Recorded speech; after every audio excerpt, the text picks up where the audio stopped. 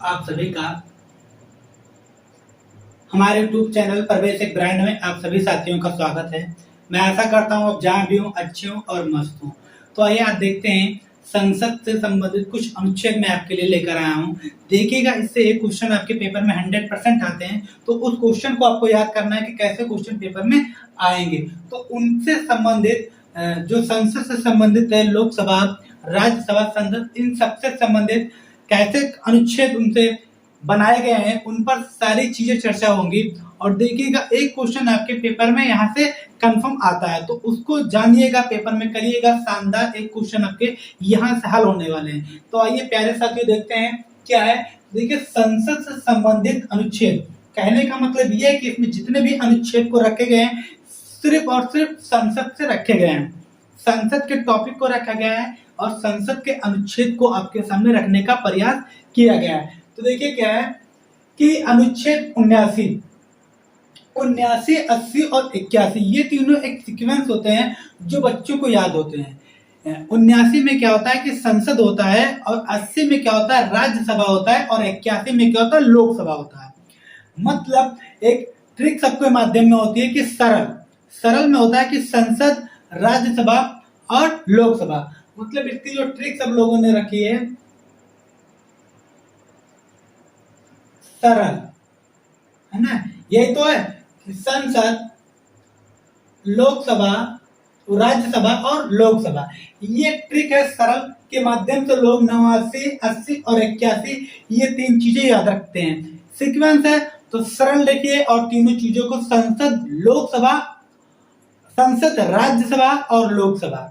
तो 89 में क्या है, संसद, 80 में क्या है, लोकसभा है, और 81 में लोकसभा, 80 में राज्यसभा, 81 में लोकसभा। अब देखिए, ये लोकसभा और राज्यसभा की सीटें जो यूपी में है वो आपके लिए इंपॉर्टेंट हो जाती है।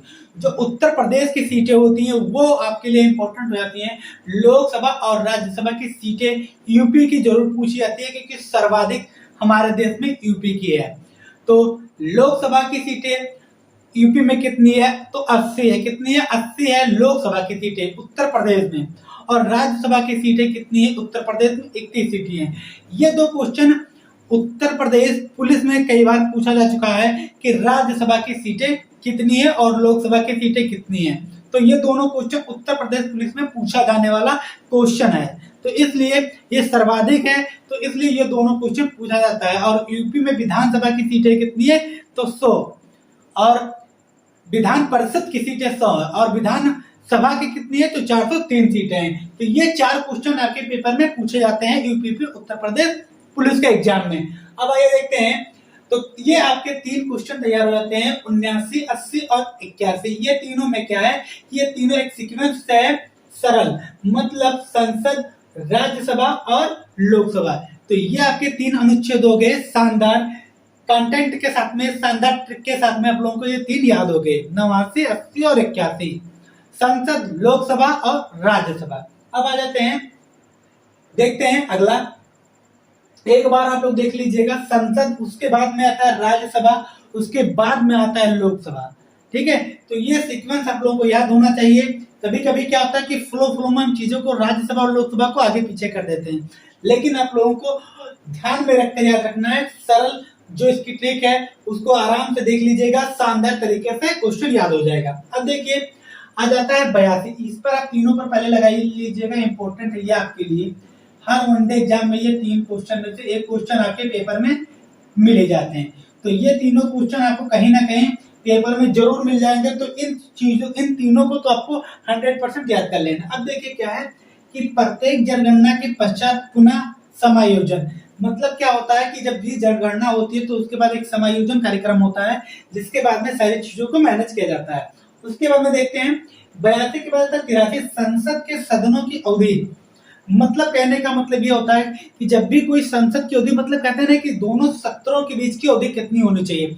मतलब मान लीजिए कि एक बैठक आज हो रही है और अगली बैठक क्या कब होगी, इसका मैक्सिमम एक टाइम होता है कि ये कितने दिनों के बीच के अंदर उसकी एक बैठक हो जानी चाहिए।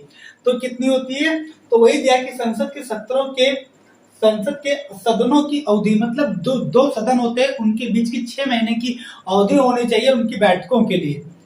6 महीने से ज्यादा नहीं हो सकता है, 6 महीने से पहले ही आप उनकी बैठक बुला लेते हैं। ये किस अनुच्छेद में है? तो ये अनुच्छेद 83 में है। ये भी आपके लिए इंपॉर्टेंट क्वेश्चन हो जाता है कि जो सत्रों की सदनों की जो अवधि होती है वो कितने दिनों के लिए होती है। अब देखते हैं क्या है। संसद की सदस्यता के लिए अर्हता, मतलब उनकी सदस्यता बनने के लिए क्या क्या आपके पास होना चाहिए। उसके बाद में जाते हैं 85, संसद के सत्र, 17 अवकाश एवं विघटन, मतलब संसद के सत्र कब होते हैं, संसद में 17 अवकाश कब होता है और विघटन कब होता है। विघटन कौन कर सकता है, ये जरूरी होता है। 17 अवकाश कैसे किया जाता है, ये सब सारी चीजें किस अनुच्छेद में रखी गई है, तो ये अनुच्छेद 85 में रखी गई है। किस अनुच्छेद में, अनुच्छेद 85 में ये चीजें आपके लिए रखी गई है। अब आ जाते हैं, देखते हैं 86 में क्या रखा गया है कि राष्ट्रपति का सदनों को संबोधित करने तथा संदेश देने का अधिकार। मतलब कहने का मतलब यह है कि दोनों सदनों की बैठक कौन बुलाता है, यहाँ राष्ट्रपति बुलाता है। कौन बुलाता है, राष्ट्रपति के द्वारा। जो दोनों सदन होते हैं, लोकसभा और राज्यसभा, इन दोनों की बैठक कौन बुलाता है, तो इन दोनों की बैठक बुलाता है राष्ट्रपति। 86 के तहत इन दोनों की बैठक का आदेश पारित करने का अधिकार किसके पास है, सदनों को संबोधित करने का संदेश देने का अधिकार किसके पास होता है, राष्ट्रपति के पास होता है। तो ये भी क्वेश्चन पेपर में पूछा जा चुका है कि दोनों सदनों को बुलाने का अधिकार किसके पास होता है, तो राष्ट्रपति। वहां ऑप्शन होगा प्रधानमंत्री, राष्ट्रपति, संसद और ऐसे सर्वोच्च न्यायालय और उच्च न्यायालय, ये 4 ऑप्शन आपके लिए होते हैं। तो आपको क्या बताना है कि राष्ट्रपति के द्वारा इन दोनों सदनों को बुलाया जाता है। उसके बाद में देखिए आ जाता है 86वां संविधान। 86वां संविधान अब हो गया। अब देखते हैं आपको कि 87वां संविधान संशोधन क्या कहता है, जो 87 नंबर पर है। तो 87वां संविधान संशोधन कहता है कि राष्ट्रपति का विशेष संबोधन अभिभाषण, मतलब जब भी राष्ट्रपति किसी विशेष संबोधन में अभिभाषण करता है तो क्या होता है, उसका इफेक्टिव बहुत ज्यादा पड़ता है। तो क्या लिखा हुआ, अभिभाषण, मतलब विशेष संबोधन कोई करता है। जैसे कोई दो सत्रों के बीच में बैठक बुलाने के बाद में जो अभिभाषण होता है वो एक विशेष अभिभाषण कहलाता है। उसके बाद में देखिए अनुच्छेद 88 में क्या है कि सदनों के संबंध में मित्रत्व और महान्यायवादी के अधिकार, मतलब कहने का मतलब है कि दोनों सदनों के संबंध में जो महान्यायवादी होती है उनको भी अधिकार दिया जाता है। तो यह आपके हो गए क्वेश्चन अनुच्छेद से संबंधित। तो इसमें 3 क्वेश्चन और 4 आपके लिए बेहद इंपॉर्टेंट है, जिसे आप लोगों को जरूर याद करना। ये भी आपके लिए इंपॉर्टेंट हो जाता है, पेपर में पूछा जाने वाला क्वेश्चन है। तो ये आपके जो कुछ संबंधित है, संसद से संबंधित आपके लिए महत्वपूर्ण अनुच्छेद है। मैं आपको फिर से एक बार रिवाइज करा देता हूँ। जब तक आप लोग चीजों को याद कर लीजिएगा, वीडियो को लाइक करते रहिए, शेयर करते रहिए, कमेंट बताते रहिए क्लास कैसे लग रही है। मैं आपको एक बार फिर से रिवाइज करा देता हूँ। देखिए 89 में क्या है, संसद को रखा गया है सरल, एक इसकी एक ट्रिक है, सरल के माध्यम से संसद। 89 80 में क्या है, राज्यसभा है, और 81 में क्या है, लोकसभा है। तो ये तीनों सीक्वेंस आपको जरूर याद होने चाहिए। तो ये आपके हो गए 3 क्वेश्चन। उसके बाद में देखिए अनुच्छेद 82 में क्या है कि प्रत्येक जनगणना के पश्चात पुनः समायोजन, मतलब कोई भी जनगणना होने के बाद में उसका समायोजन किया जाना चाहिए। उसके बाद 83 में क्या है कि संसद के सदनों के बीच की अवधि, मतलब सदनों की अवधि क्या है, इसके बारे में क्या अनुच्छेद है, तो यह है अनुच्छेद 83। 84 में क्या रखा गया है कि संसद की सदस्यता के लिए अर्हता, मतलब उनके सदस्य बनने के लिए क्या क्या योग्यताएं आपके पास होनी चाहिए। उसके बाद में देखिए संसद के सत्र 17 अवकाश में विघटन, सत्र को बुलाना, 17 अवकाश करना और विघटन कब करना, ये अधिक अनुच्छेद क्या है, 85 है। क्या है, 85। और 86 में क्या रखा गया कि राष्ट्रपति का सदनों को संबोधित करना तथा संदेश देने का अधिकार, ये किस में है, तो ये 86 में है। 87 में क्या है कि राष्ट्रपति का विशेष संबोधन है। और उसके बाद में क्या है, संबोधन के बाद में है कि विशेष संबोधन।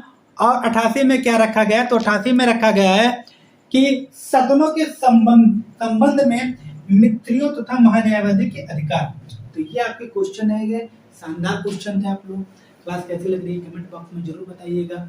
आप सभी साथियों को कमेंट बॉक्स में बताइएगा क्लास कैसी लगी, लाइक करिएगा, शेयर कीजिएगा और वीडियोस को ज्यादा से ज्यादा शेयर करिएगा। Thank you. जय